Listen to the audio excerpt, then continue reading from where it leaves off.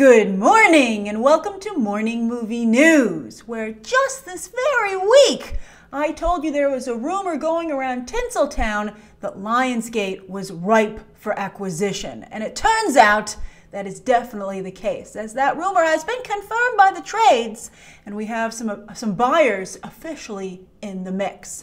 The first thing that I want to say, though, is that it's weird to put Lionsgate on the same level as Fox, which of course was just recently acquired by Disney. Fox is one of the big six, the iconic six major studios in Hollywood, and Fox itself has been around since 1935. And here it finds itself at the same level as a mini major like Lionsgate. It's a little embarrassing, although I really do feel, the more I think about it, that the Fox deal was largely made because it's entirely around the Murdoch sons. So the first thing, is that they don't like being in the Fox business because they don't share the politics that, of course, that company has become famous or infamous for, depending on what side of the argument you're on. And also, Disney is just so full of wind right now. I think that Murdoch wanted to secure the future of at least one of his sons, who is rumored to be heading over there once the deal is approved, over to Disney. And for that reason alone, I think if I were the government, I wouldn't approve it. I would be like, 10,000 people can't lose their jobs because you want to secure your son's future? I mean, talk about, that's like real old school thinking. That's not, what American business is supposed to be about. Cue some of your disillusioned comments down below. But anyway, if I were in the government, that's what I would say. I would say no, and that would be my reason why. But anyway, if you're wondering who the big six are, the big six studios, you should know this because this is Hollywood lingo. It's Disney, Warner Brothers, Universal, Sony, Paramount, and Fox. And it's going to become the big five because Disney swallowed up Fox and drank its milkshake, or at least its straw is poised to do so, again, waiting on that government approval. So Lionsgate is, again, a mini major, and it became even bigger when it acquired Summit Entertainment. And the other things that it owns are Starz, the Starz channels, and it has a large ownership percentage of Pantelion, which does Spanish language films. It distributes those. And then also Roadside Attractions, which is like, kind of like the indie label for Lionsgate. So that's what someone would be acquiring if they were to purchase Lionsgate. Now, who's kicking the tires, right? And we were talking about this, of course, with the John Wick television series announcement, which is going to Starz, and I said they're probably trying to make themselves a little more attractive to potential buyers. So, Amazon, who has its own distribution arm already, but perhaps is looking for, that mini major status. Verizon, which of course is a communications company, and that's very interesting because AT&T, of course, is in the process of acquiring Warner Brothers. That deal still hasn't been approved, and as many of you suspect, and I think you might be right, that pending deal is behind a lot of the poor decisions over at Warner Brothers when it comes particularly to the DC movies, because everybody's looking ahead to what life will be like at Warner Brothers after that acquisition. And then also Comcast, of course, purchased Universal a while ago, and they were interested in purchasing Fox as well, but Disney outbid them.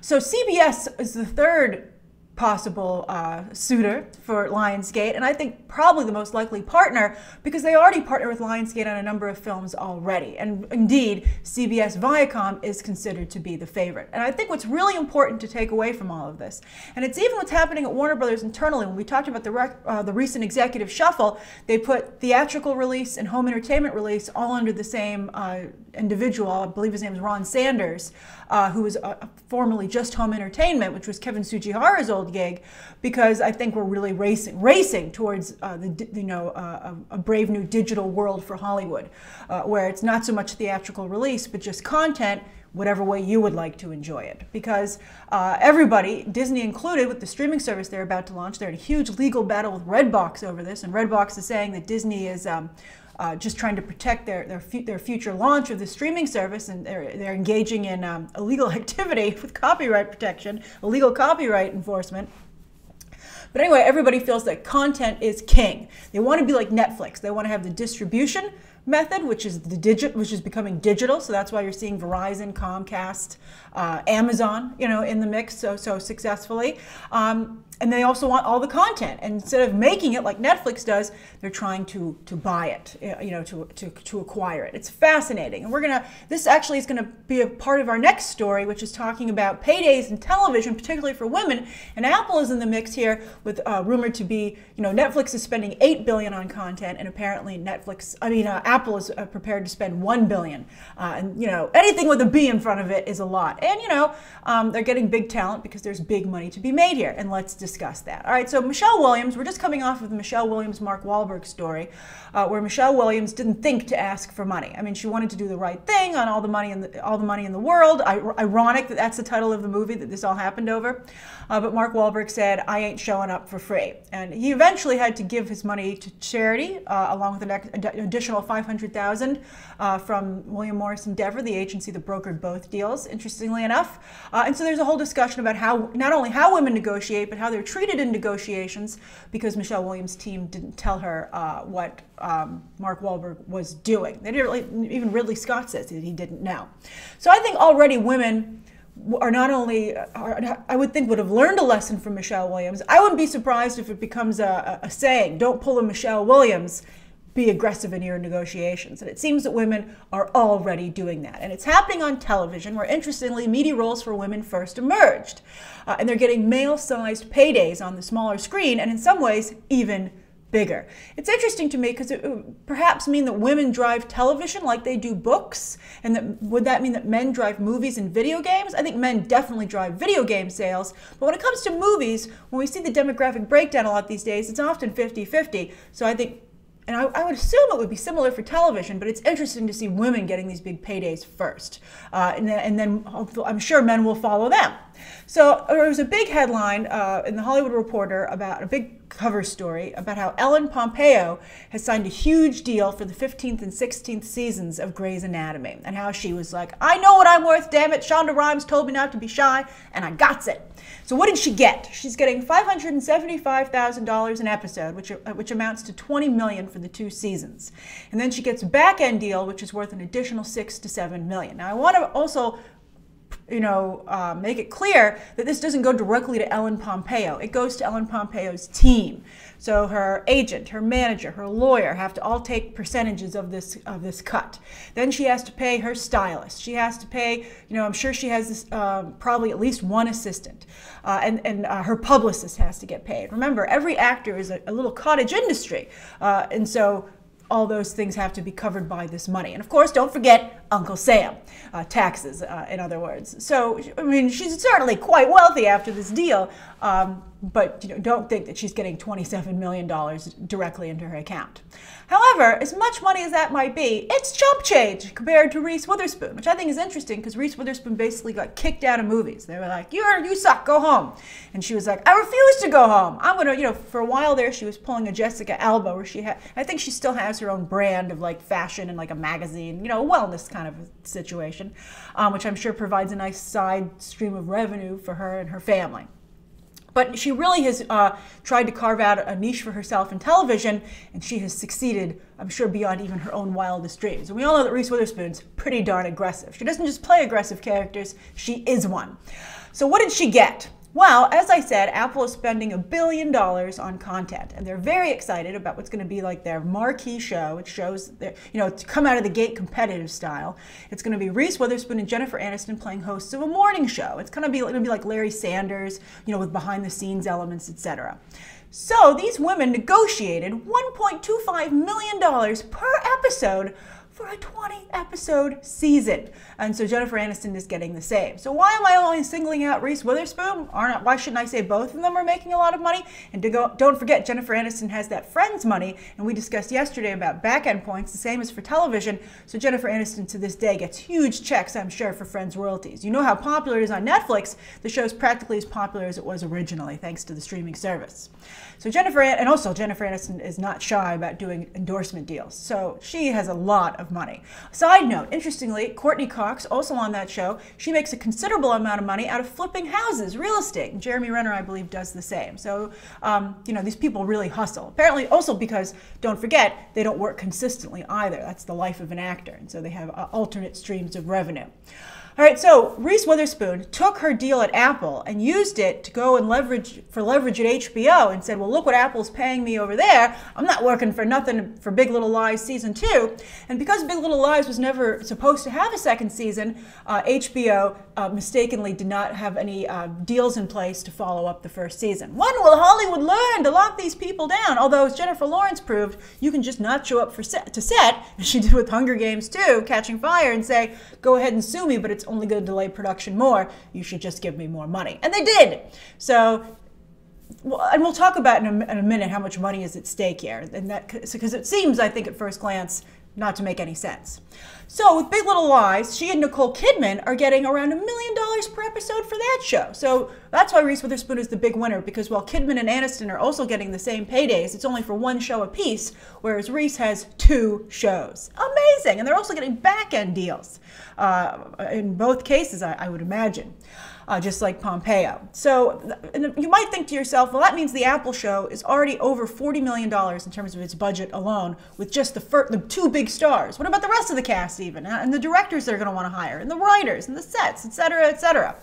Well, in the coverage for the Grey's Anatomy deal that Ellen Pompeo signed, they pointed out that it's the second highest rated drama on ABC after The Good Doctor. Get that money, Freddie Highmore, right? He's got a big paycheck probably coming his way soon. And then also the show is put out in 220 territories worldwide. So actually, Grey's Anatomy is a multi-billion-dollar franchise. And so you can imagine how much these other franchises are worth. I'm sure the last couple of days I've logged on to iTunes, Big Little Lies has been one of the top sellers. So these women are worth apparently every penny, and they're getting it. So I think that's fascinating. A lot of money in the streaming television. All right, so now for the third story of the day, I wanted to talk about Zac Efron as Ted Bundy. And he shared a picture yesterday on social media, our first look at him in the role. And he is a good match for playing Ted Bundy, and this is clearly Oscar bait, right? Leonardo DiCaprio did kind of, we'll talk about Leonardo DiCaprio further in this story. But sometimes actors get quite aggressive when trying to get that stamp of credibility as an actor. And so they'll take on roles like this. And so everybody paid attention to it, obviously, because it's Zac Efron, very big on social media. But I saw someone tweet in response, and I agreed with this, and it inspired this discussion today. And that's that it would be an awful shame to romanticize Ted Bundy because Zac Efron is playing him, a very likable, charismatic individual. Now, the reason that he's a good match for Ted Bundy is that Ted Bundy was very likable and charismatic and considered very attractive by a number of women. And that led to him being able to lure them to their deaths, where he murdered at least 30 women. That's what he admitted to. And he sexually assaulted them both while they were alive and then after he'd murdered them. And he saved some of their heads as trophies. Now, I don't know why Zac Efron wants to be associated with this. I think the downside is so great, there could be no upside to counterbalance it. I think there are some things that, you shouldn't, especially if he's the lead character in the movie. I think that, it's a very fine line to walk. I think Mindhunter on Netflix again, great show, Mindhunter, they had a very tough time walking the line. They managed to do it, but sometimes they came awfully close to crossing the line, although I have to say that's kind of the point of the show. That's the point they're trying to make. But I would be very concerned about, having someone who has so many fans playing someone who, is totally despicable. And it reminds me of the fact, we just recently talked about whether it was appropriate to do the Manson murders in the upcoming Quentin Tarantino movie. And then also, speaking of DiCaprio, he has been aggressively pursuing for about 2 or 3 years now the H.H. Holmes movie with Martin Scorsese, where he would play who out of Chicago during one of the World's Fairs there, one of the earliest, most prolific and despicable serial killers in American history. I read about him because I wanted to see what DiCaprio was interested in doing, and when I did, I was like, DiCaprio, I don't know why you want to play this individual. Also, Darren Criss, by the way, last night made a huge splash on the assassination of Gianni Versace, but thankfully he's playing someone who is incredibly dislikable and clearly a psychopath right out of the gate.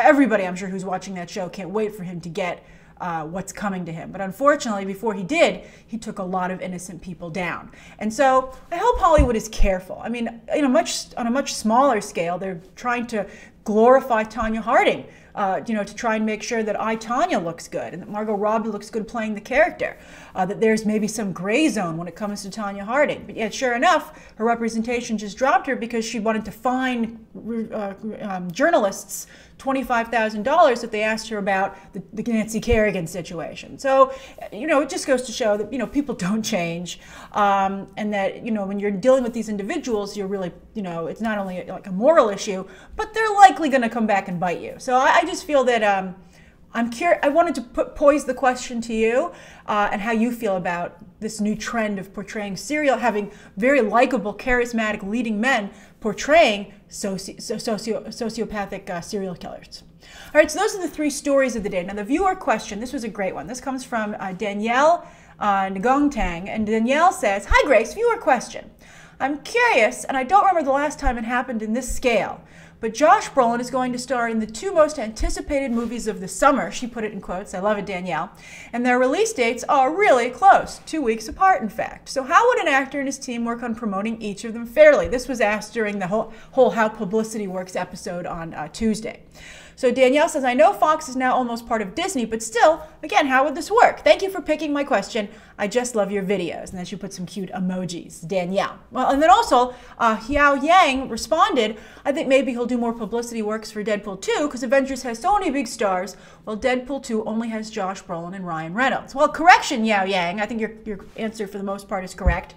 But I think that when it comes to Deadpool 2, Ryan Reynolds, as we all know, wants to make sure that it's really all about him. I think that's one of the reasons that he got rid of Tim Miller, to make sure that Tim Miller couldn't exert any creative ownership over the franchise. Again, as we've discussed, if you're going to take that much creative control, if it doesn't work out, it's all on you. We'll see how Ryan Reynolds fares with this strategy. So I think Ryan Reynolds, for the most part, is going to want to be front and center for the ad campaign. But I don't know if for instance, I was thinking maybe Zazie Beetz could do some publicity, but I think that even Ryan Reynolds would be asked about the tragic death of, S.J. Harris, the motorcycle stunt woman who was killed while filming. And so I think they probably won't do many interviews at all, to be perfectly honest with you, for Deadpool 2. And I don't know if they need to, thanks to social media and perhaps stunts, publicity stunts. I'm sure Ryan Reynolds will do some interviews, and he will have an answer prepared on how to deal with this. I don't think he can get nobody to ask it him, because then everybody would say, why wasn't he asked? And, and that would make him look very bad if he was trying to cover it up. So they're in a difficult position. Also, T.J. Miller's in the movie, and he's been accused, during the Me Too movement. So, whew, it's going to be a real nerve-wracking publicity tour for Deadpool 2. But as for Brolin, how I would position him, he's definitely going to want to do publicity. I mean, his own people are going to push him out there because they're going to want him to get the most mileage out of these 2 movies. So what I would do, and we'll see what happens, because this is a really interesting situation, particularly as you pointed out, Danielle, because they're so close. But I think Brolin should come out to do publicity the week after Infinity War releases and talk up both movies. Therefore, everybody likes him in terms of the studios. Disney likes that he's promoting Infinity War now in theaters, and of course he's priming people for Deadpool 2. And then the next week, the week prior to the release of Deadpool 2, Ryan Reynolds will hit the publicity tour and really amp up excitement. So that's how I think they would probably handle it. But to be honest with you, Josh Brolin isn't that big a star, and he doesn't bring in a lot of box office. So I think that nobody really wants him to advertise their movie, because most people, when they see that Josh Brolin is in a movie, they decide not to go. So you wouldn't want anybody being like, oh, I was thinking of seeing Avengers Infinity War or Deadpool 2, that group of moviegoers that's, only goes like once a month, right? But they're like, but I don't like Josh Brolin. I don't care for him, so maybe I shouldn't go. They don't want that to happen. So I suspect that if he does do a lot of promotional, because again, his own team pushes him out there because, they want him to be able to sign new exciting deals after this happens. All right, so anyway, that's today's morning movie news. Thank you so much for tuning in. I look forward to hearing your thoughts on today's top 3 stories and Danielle's viewer question, anything you'd like to see covered tomorrow, and of course, any questions that you might have. Thanks for watching. Bye.